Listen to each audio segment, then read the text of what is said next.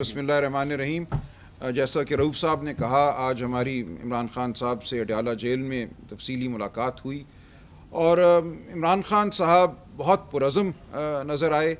ان کے ذہن میں کچھ خیالات ہیں، پاکستان کے مستقبل کے حوالے سے کچھ فکر بھی ہے، اور ان خیالات اور ان افکار کا انہوں نے ہم سے تقاضا کیا کہ ہم عوام کے ساتھ، آپ کے ساتھ ان کو شیئر کریں، آپ تک یہ بات پہنچائیں۔ اس وقت پاکستان ایک بہت اہم موڑ پہ کھڑا ہے اور عمران خان صاحب کو اس بات کا ادراک ہے کہ پاکستان کے عوام 8 فروری کو اپنا فیصلہ دے چکے ہیں، اور اگر اس فیصلے کو اب جھٹلایا جاتا ہے، جیسا کہ اس وقت صورتحال ہے، اس فیصلے کو رد کیا جاتا ہے ایک جعلی رزلٹ کے ذریعے، تو پاکستان آگے نہیں بڑھ سکتا۔ اس کی دلیل ہماری تاریخ بھی ہے اور اس کی دلیل ہماری عقل بھی ہے۔ دیکھیں، جب ہم تاریخ پر نظر دوڑاتے ہیں تو ہمارے سامنے 1970 کا الیکشن آتا ہے۔ 1970 کا الیکشن خان صاحب نے بارہا کہا کہ ان کی آنکھوں کے سامنے ہے۔ 15 مارچ 1970 وہ ڈھاکہ میں موجود تھے، ایک انڈر 19 ٹیم کے ساتھ میچ کھیلنے۔ انہوں نے اپنی آنکھوں سے دیکھا وہاں کیا سما تھا۔ جب آپ ایک عوام کے دیے گئے فیصلے کو ووٹ کے ذریعے، جو جمہوری طریقہ ہے، جو ایک آئینی طریقہ ہے، اس کو آپ رد کرتے ہیں تو اس کا رد عمل ضرور ہوتا ہے۔ عوام اور ریاست کا رشتہ، خان صاحب نے بارہا کہا، ووٹ کے ذریعے ہے۔ آپ ووٹ کو جب پامال کرتے ہیں، ووٹ کو عزت نہیں دیتے، تو آپ عوام کو عزت نہیں دیتے، اور جب آپ عوام کو دھتکارتے ہیں تو آپ نہیں یہ مفروضہ قائم کر سکتے کہ معیشت ترقی کرے گی، ملک جو ہے مستحکم رہے گا۔ یہی کچھ 1970 میں ہم نے بھگتا۔ اس وقت کے ڈکٹیٹر یحییٰ خان کا ایک 10 سالہ پلان تھا۔ ان کا یہ خیال تھا کہ الیکشن میں ایک ہنگ پارلیمنٹ سامنے آئے گی، یعنی کہ کسی کو بھی پارلیمنٹ میں اکثریت حاصل نہیں ہوگی۔ لیکن جب عوام نے اپنا دو ٹوک فیصلہ سنایا، جب مجیب الرحمان صاحب کی پارٹی 162 میں سے 160 یا 161 سیٹیں جیت گئی، تو اس کے بعد بالکل واضح تھا کہ ملک میں کیا ہونا چاہیے تھا۔ ہونا یہی چاہیے تھا کہ عوام کی منتخب کردہ جماعت کو اقتدار تھام دیا جاتا، دے دیا جاتا، لیکن ایسا نہیں کیا گیا کیونکہ کوئی پلان پہلے سے موجود تھی منصوبہ سازوں کے ذہن میں۔ یحییٰ خان صاحب نے ایک پلان بنائی ہوئی تھی، جس پلان میں یہ شامل تھا کہ پارلیمنٹ ہنگ ہوگی، جس کے نتیجے میں ان کو بطور صدر اور آرمی چیف قبول کیا جائے گا اور وہ مزید اپنے اقتدار کو طول دیں گے۔ جب ایسا نہ ہوا تو ان کو ایک لشکر کشی کرنا پڑی۔ اس لشکر کشی کے بعد جھوٹے فراڈ بائی الیکشن کرائے گئے، جن میں عوامی لیگ سے 80 سیٹیں چھین لی گئی۔ ان الیکشنوں کو کسی نے قبول نہ کیا اور پاکستان، ہماری عزیز مملکت، ہم جانتے ہیں کس سانے سے دوچار ہوئی۔ آج خدا نخواستہ ایسی ہرگز صورتحال نہیں کہ وطن عزیز کی سالمیت کو کوئی اندیشہ ہو، کوئی اس حوالے سے ہمیں گمان ہو۔ ہم سب پاکستان کی سالمیت کے لیے کوشاں ہے، پاکستان کی ترقی کے لیے کوشاں ہے۔ ہم سب پاکستان کے لیے سوچتے ہیں، پاکستان کی ترقی، پاکستان کے عوام کی ترقی کے لیے سوچتے ہیں۔ لیکن ہم آپ سے، آپ کے توسط سے، عوام سے اور مقتدرہ سے یہ درخواست کرتے ہیں کہ پاکستان کے عوام کی آواز کو سنا جائے، پاکستان کی عوام کو مزید نہ ٹھکرایا جائے۔ اسی میں ہم سب کی فلاح ہے، اس ریاست کی فلاح ہے، اس ریاست کی معیشت کی فلاح ہے۔ کہا جاتا ہے کہ ہماری معیشت ترقی کرے گی اگر فلاں ملک سے اتنے بلین ڈالر آ گئے، فلاں ملک ہمیں اتنے بلین ڈالر کا فلاں منصوبہ دے دے گا۔ دیکھیں، یہ سب خام خیالی ہے۔ جب تک قوم اور ریاست میں ربط نہ ہو، جب تک قوم اور ریاست میں اعتماد کا رشتہ نہ ہو، کوئی معیشت ترقی نہیں کرتی۔ جب چین نے ترقی شروع کی یا بھارت نے ترقی شروع کی، تو سب سے پہلے وہاں جو غیر ممالک میں مقیم بھارتی تھے یا غیر ممالک میں مقیم چینی تھے، انہوں نے سب سے پہلے سرمایہ کاری کی، انویسٹمنٹ کی۔ ان کے ذریعے باقی دنیا کو اعتماد پیدا ہوا، باقی دنیا کو نظر آیا، اور ہزاروں بزنسز نے اپنے طور پہ آ کر وہاں سرمایہ کاری کی۔ اس سے صنعت نے ترقی کی، اس سے معیشت نے ترقی کی۔ ایسا نہیں ہوتا کہ کوئی دوست ملک آپ کو 5، 10، 20 بلین ڈالر پکڑا دے اور آپ دوڑنا شروع ہو جائیں۔ سی پیک کے تحت ہمارے ملک میں 60 بلین ڈالر تو آ چکا 2015 اور 2020 کے درمیان۔ کیا ہمیں اس کا فرق نظر آیا اپنی معیشت پر؟ فرق اس لیے نظر نہیں آتا کہ اس وقت قوم اور ریاست کے درمیان ایک خلا پیدا کر دی گئی ہے۔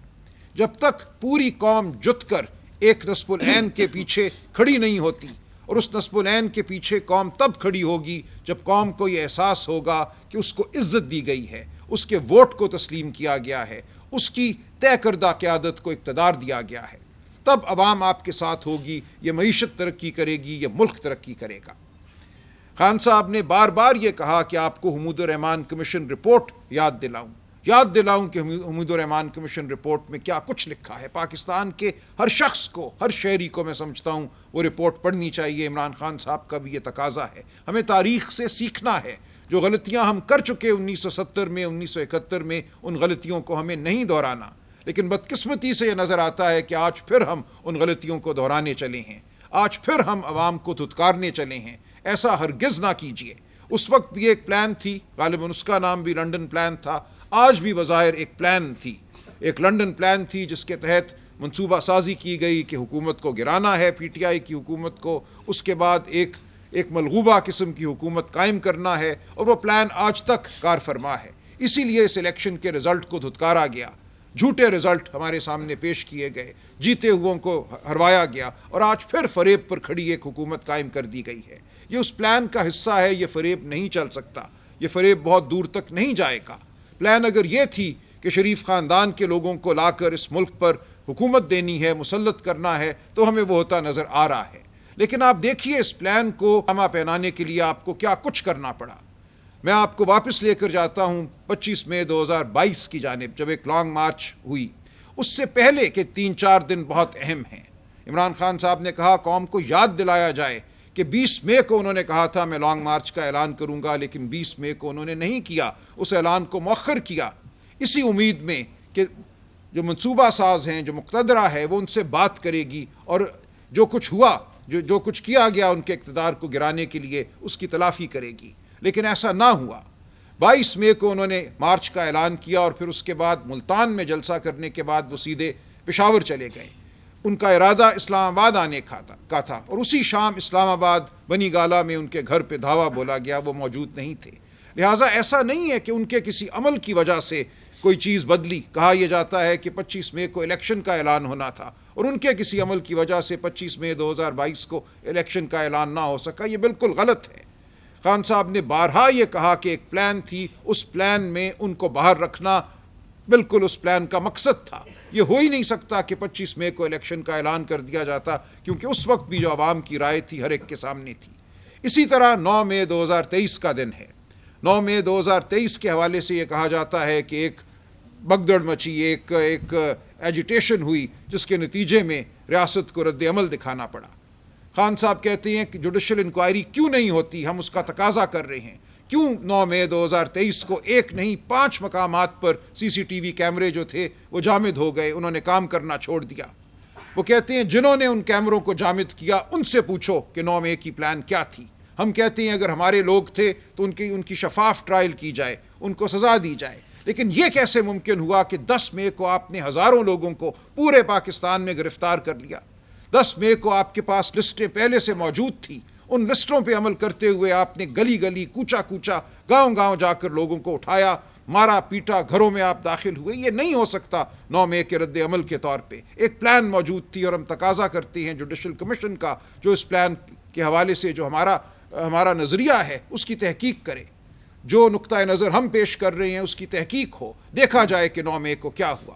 ہم نے ہرگز قومی اداروں پر حملہ نہیں کیا، ہم ہرگز کسی قومی ادارے کی تضحیک کے مرتکب نہ ہوئے ہیں، نہ آئندہ کبھی ہوں گے۔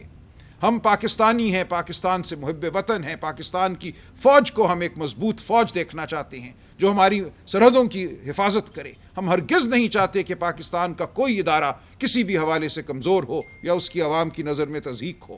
عمران خان صاحب نے پھر یہ کہا بار بار کہ آج بھی ہمارے پاس یہ موقع ہے کہ ہم جس سمت میں چل پڑے ہیں اس سمت پہ چلنا چھوڑ دیں، ہم قانون اور آئین کی سمت پہ چلیں۔ یہ ملک کسی وائس رائے کے ذریعے نہیں چل سکتا۔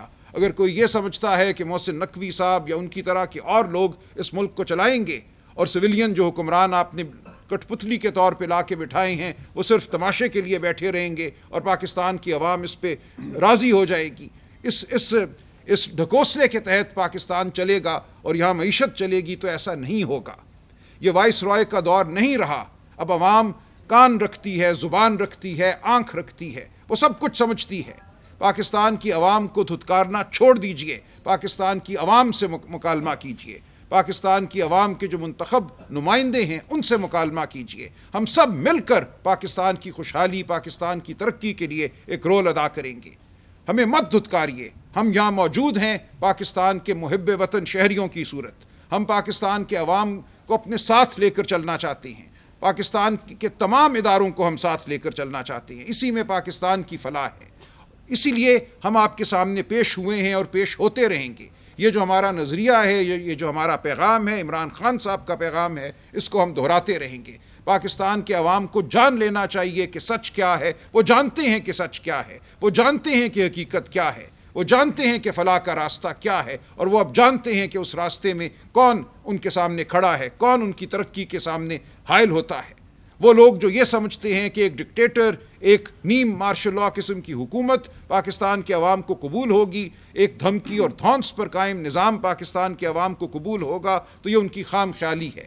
یہ پاکستان کو ترقی کی جانب لے جانے کا منصوبہ ہرگز نہیں ہے. یہ کسی کے ذاتی اقتدار یا طاقت کو دوام دینے کا منصوبہ تو ہو سکتا ہے، لیکن یہ پاکستان کی فلاح کا منصوبہ نہیں ہے. اس لیے ہم بار بار پیش ہوتے رہیں گے. آپ ہمیں ڈرائیں، آپ ہمیں دھمکائیں، آپ ہمیں اٹھا لیں. مجھے آپ اٹھا لیں گے تو کل کوئی اور یہاں بیٹھا ہوگا اور یہی گفتگو کرے گا. ہم پاکستان کے عوام اور آپ کے ضمیر کو جھنجھوڑتے رہیں گے.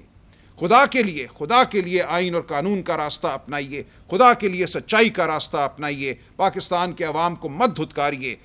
ہم پاکستان کے عوام سب ایک ہیں. ہم مقتدرہ کو ساتھ لے کر چلیں گے، ہم عوام کو ساتھ لے کر چلیں گے، کیونکہ عوام ہم سے ہیں، ہم عوام میں سے ہیں. بہت شکریہ.